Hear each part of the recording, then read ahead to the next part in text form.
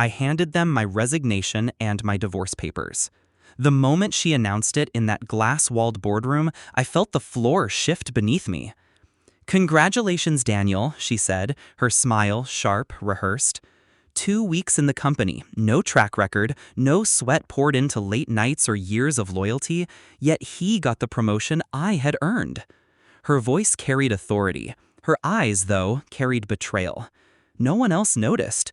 To them, it was just a corporate decision. To me, it was the moment my marriage ended. We weren't always like this. Years ago, she and I were inseparable, partners in every sense. I was the man who built her confidence when she doubted herself, who proofread her first presentations, who believed in her when the world scoffed. I stood by her rise, watched her climb from analyst to CEO. We built our home together, our life, our future. Or so I thought. The first crack showed 6 months ago. She stopped coming home on time. Her perfume lingered, but not on her clothes. It was faint on her skin, mixed with someone else's cologne. Calls she wouldn't take near me, a new password on her phone.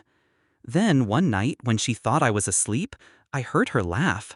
A laugh reserved for intimacy. It wasn't meant for me anymore. I didn't confront her. I observed. Her new recruit, Daniel, suddenly appeared at dinners where spouses weren't invited. His confidence grew unnaturally fast. He looked at her not like a CEO, but like a man in possession of something forbidden. And then, in that boardroom, she confirmed it, without a word, giving him what was mine, at work and at home. Pain became fuel. I stopped asking why. I started planning how. First, I secured myself. I copied every file, every email trail linking her to Daniel. Their private dinners charged to the corporate card, the hotel receipts carelessly reimbursed, screenshots of late-night texts bleeding into work hours. I met with lawyers, quietly, both corporate and personal. Every asset, every clause, every potential advantage mapped and ready. By the time she promoted him, my case was airtight. I let her enjoy her little victory, smiling at me across the dinner table like I was blind, pretending her lies were invisible. Every night, I lay awake next to her, rehearsing the final act. The silence before the storm. The execution was simple, precise. The next morning, I requested a meeting, not just with her, but with the board. When they gathered, she assumed I was there to congratulate Daniel, to play the dutiful husband. Instead, I placed 2 envelopes on the table. The first, my resignation. No bitterness, just facts. If loyalty and merit have no place here, then neither do I. The second, thicker, divorce papers. Filed, notarized, stamped. And since honesty has no place in my marriage either, I'll end that too. Gasps, a silence sharp enough to cut glass. Her face drained of color. Daniel shifted in his seat, a boy caught playing dress-up in a suit too big. But I wasn't done. I slid the evidence across the table.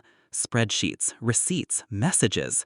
Proof of her misconduct, her affair, her breach of fiduciary trust. The board watched her unravel, eyes widening as her reputation bled out in front of them. Years she spent building that empire, I dismantled in minutes. Her voice cracked. You planned this?" I looked at her the way she once looked at me, with finality. "No," I said. "You planned it. I just finished what you started." Daniel stood, mumbling excuses, but no one listened. He wasn't a leader. He was a parasite. Without her, he was nothing. The fallout was immediate. The board demanded an internal review. Investors whispered about scandal. Her promotion stunt became her undoing. Daniel was forced out within days. She clung to her title, but her grip was slipping, and everyone saw it. At home, silence reigned.